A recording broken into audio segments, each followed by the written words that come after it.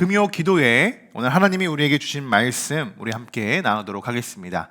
오늘 하나님이 주신 말씀은 다니엘 6장 24절부터 28절의 말씀입니다.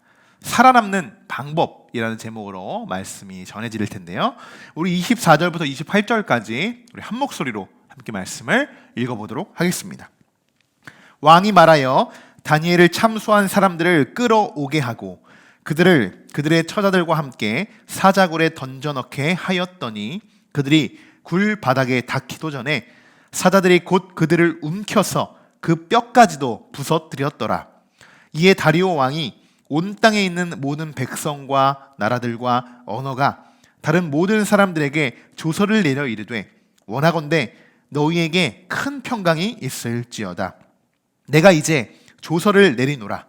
내 나라 관할 아래에 있는 사람들은 다 다니엘의 하나님 앞에서 떨며 두려워할지니 그는 살아계시는 하나님이요 영원히 변하지 않으시리시며 그의 나라는 멸망하지 아니할 것이요 그의 권세는 무궁할 것이며 그는 구원도 하시며 건져내기도 하시며 하늘에서든지 땅에서든지 이적과 기사를 행하시는 이로써 다니엘을 구원하여 사자의 입에서 벗어나게 하셨음이라 하였더라. 이 다니엘이 다리오 왕의 시대와 바사 사람 고레스 왕의 시대에 형통하였더라. 아멘. 네, 지난 시간에는 다니엘이 사자굴 속에 들어갔던 모습들을 우리가 살펴보았습니다. 오늘은 다니엘이 사자굴 밖으로 나온 뒤 벌어지는 일들을 기록한 말씀입니다. 왕은 다니엘이 살아있는 모습을 보고 너무 기뻐했죠. 그리고 다니엘을 신속하게 그 굴 속에서 나올 수 있게 했습니다. 이렇게 다니엘을 바라보며 기뻐했던 시간도 잠시 왕의 얼굴은요 다시 굳어지게 됩니다. 이번에는 다니엘이 굴 속에 들어갔을 때처럼 슬퍼서 그렇게 슬피 얼굴이 굳어진 것이 아니라 왕은 분노하게 됩니다. 누구를 향한 분노였을까요? 다니엘을 참소했던 자들을 향한 분노였습니다. 자, 왕의 새로운 명령이 떨어집니다. 다니엘을 참소한 사람들을 끌어오라, 이렇게 왕이 명령을 하죠. 그뿐만이 아니에요. 그들의 아내와 자녀들까지도 다 데려와라, 이렇게 왕은 명령합니다. 자, 이때 여러분 가장 긴장하고 있었던 사람들이 누구였을까요? 다니엘을 고소하고 이 모든 계획을 실행하고 옮겼던 두 총리들과 수많은 고관들이었을 거예요. 그들뿐만이 아니라 지금 그의 아내들과 그의 자녀들까지 지금 모두 왕 앞으로 불려오게 됩니다. 그렇게 불려온 많은 사람들은요, 좀 전까지 다니엘이 갇혀 있었던 사자굴에 던져지게 됩니다. 이번엔 어떻게 됐을까요? 안전했을까요? 다니엘과 같이 조금의 흠도 없었을까요? 자, 24절의 말씀입니다. 그들이 굴 바닥에 닿기도 전에 사자들이 곧 그들을 움켜서 그 뼈까지도 부서뜨렸더라. 아멘. 당연한 일이 벌어진 겁니다. 지난 시간에 우리 정우가 그랬죠. 사자랑 하루를 같이 있는 것은 말도 안 되는 거라고요. 보십시오. 사자는 당연하듯 그들을 먹잇감으로 생각하고 바닥에 닿기도 전에 사자들은 그들을 물어 뜯기 시작합니다. 여러분, 이것이 하나님의 사람과 세상 사람들의 차이점입니다. 세상은 바로 이런 것이에요. 우리를 가만히 두지 않습니다. 물고 뜯고 빼앗는 전쟁터와 같은 곳이 바로 세상이에요. 그런 사자굴 속에 우리가 들어가서 함께 우리가 어우러져 살아가야 한다는 것입니다. 그런 세상에서 살아남으려면 어떻게 해야 될까요? 이런 사자굴 속에 들어가면 어떻게 해야 될까요? 다 두 가지예요. 첫 번째는 나도 사자가 되는 거예요. 나도 사자가 되어 내가 먹히기 전에 내가 잡아먹는 겁니다. 그러면 살 수 있죠. 두 번째, 다니엘처럼 나의 하나님을 끝까지 믿는 거예요. 기도하는 거예요. 여러분, 솔직히 한번 이 둘 중에 하나를 선택해 보시기 바랍니다. 지금까지 여러분들은 어떤 선택을 하며 지금까지 우리가 살아오고 있습니까? 살아가고 있습니까? 둘 다, 이 두 가지 방법 다 분명 사는 방법이 맞아요. 맞습니다. 어떤 방법이든 살 수 있어요. 그런데 그 두 가지의 삶의 가치는 완전히 다르다는 거예요. 완전히 다른 가치로 그 가치관을 가지고 살아가게 된다는 거예요. 하나님이 만드신 인간의 세계는요, 양육강식의 질서로 창조되지 않았습니다. 인간 세계는요, 하나님이 만드신 처음 세상의 모습은 심히 아름다웠습니다. 하나님 보시기에 아름답다고 말씀하셨어요. 그래서 누가 그 아름다움을 깨트려 버렸습니까? 인간이, 사람이, 바로 우리들이 그 세상을 더럽히고 있다는 겁니다. 하나님이 만드신 세상은요, 말씀에 기초한 세상입니다. 우리는 이것만 지키면 되는 거예요. 그런데 정작 우리의 삶은 어디에 기초하고 있는가? 여러분들은 한 주간 정말 말씀에 기초하고 살아오셨습니까? 우리가 오늘 말씀에도 하나님이 만드신 세상은 말씀에 기초하다고 제가 그렇게 말씀을 드리고 있는데, 지난 한 주간 우리는 무엇에 기초하며 어디에 가치관을 두며 우리가 한 주간 살아왔을까요? 정말 말씀에 기초한 삶을 살아오셨습니까? 아니면 세상의 가치를 더욱 존중하는 삶을 살아오셨습니까? 이들은요, 하루 전까지만 해도 이들의 입장은 완전히 정반대였죠.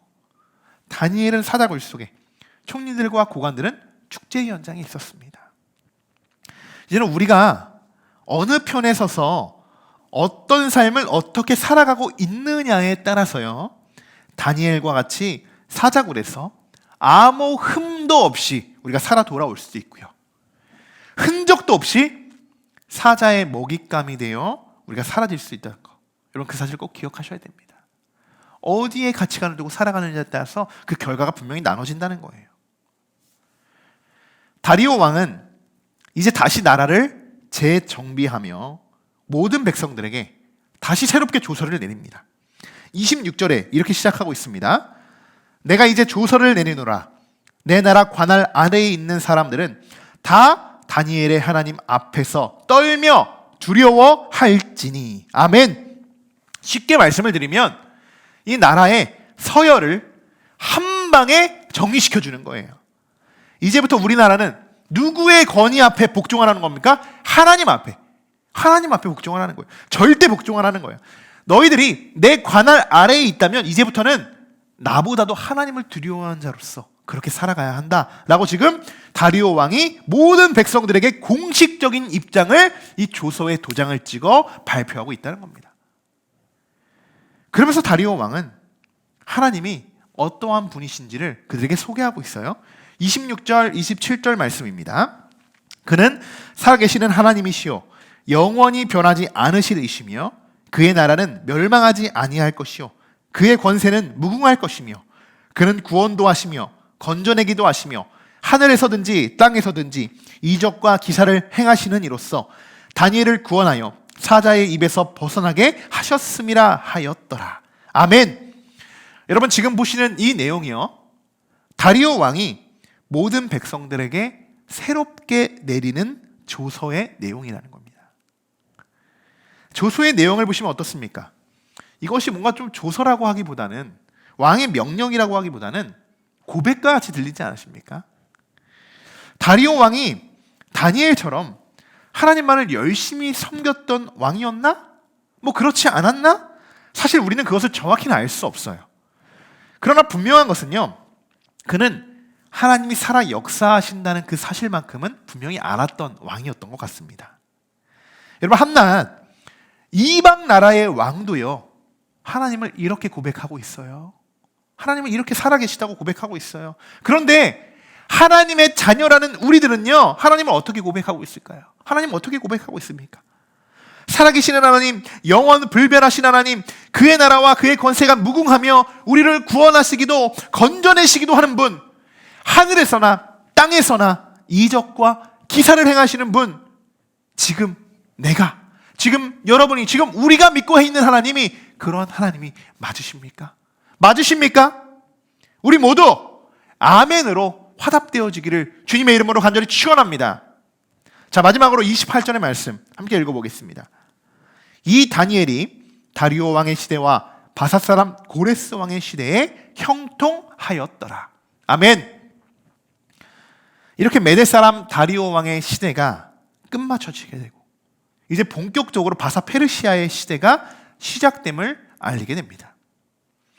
고레스라는 왕은요, 페르시아 제국의 창시자입니다. 창시자. 지금까지 다니엘의 이 지난 날들을 쭉 돌아볼 때요, 다니엘은 정말 많은 왕들을 거친 그러한 인물이죠. 바벨론과 바사의 이 계보들을 보았을 때 다니엘서에 기록되지 않는 여러 왕들도 등장을 하고 있지만, 우리가 지금까지 살펴봤던 말씀, 이 다니엘 말씀으로 우리가 압축을 한번 해본다면 다니엘의 시작은 이렇게 시작되죠. 남유다와 여호야김이 다스린 지 3년이 되는 해부터, 그러니까 지금 남유다의 왕 여호야김이라는 왕부터 시작해서 지금 이야기가 전개가 돼요. 그리고 어떻게 됩니까? 바벨론의 1차 침략으로 인해서 다니엘이 포로로 끌려가죠. 그때 왕이 누구예요? 느부갓네살입니다. 느부갓네살. 그 다음으로 벨사살을 만나게 되죠. 그러나 바벨론이 벨사살을 통하여 멸망한 후에 메대 사람 다리오가 그 왕국을 다 포위하고 새롭게 제국을 세워왔었습니다. 그리고 이제 본격적으로 바사 사람 고레스, 이 고레스가 페르시아 제국을 창설하고, 이전에 하나님이 여러분 느부갓네살에게 보이셨던 환상 기억나십니까? 금머리 기억나시죠? 금으로 만든 머리가 어디였습니까? 이곳이 바로 바벨론이었어요. 그리고 가슴과 팔로 만들어진 은은 어디를 상징했었죠? 바로 페르시아였습니다. 하나님이 보여주셨던 환상대로 지금 그대로 진행이 되고 흘러가고 있다 하는 것을 우리는 분명히 알 수 있게 되는 것입니다. 자, 한 가지, 다음 주부터 이제 다니엘 7장의 말씀이 시작됩니다. 방금 말씀드린 것처럼 이제 페르시아의 시대가 시작이 돼요. 그죠? 지금 완전히 지금 바벨론, 남유다, 바벨론, 페르시아까지 이렇게 지금 진행이 됐는데요.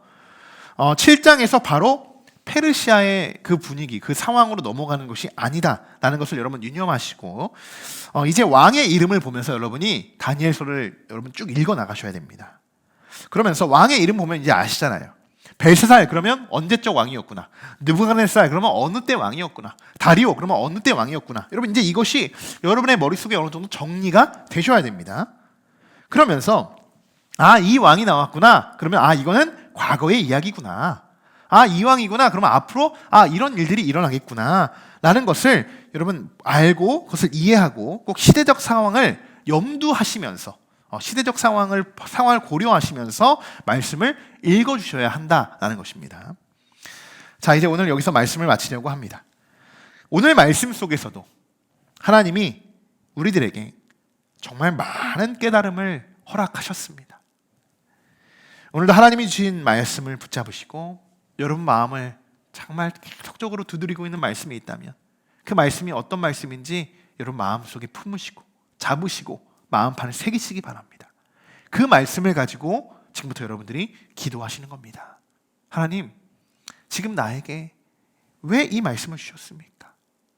왜? 나에게는 어떤 하나님이십니까? 정말 살아계신 하나님, 나에게 오늘 그 하나님께서 어떻게 역사하시길 내가 지금 기도하고 간구하고 있으니 하나님 나에게도 역사해주고 하나님 응답해요 달라고 그렇게 여러분 기도하는 오늘 이 기도의 자리가 되었으면 좋겠습니다.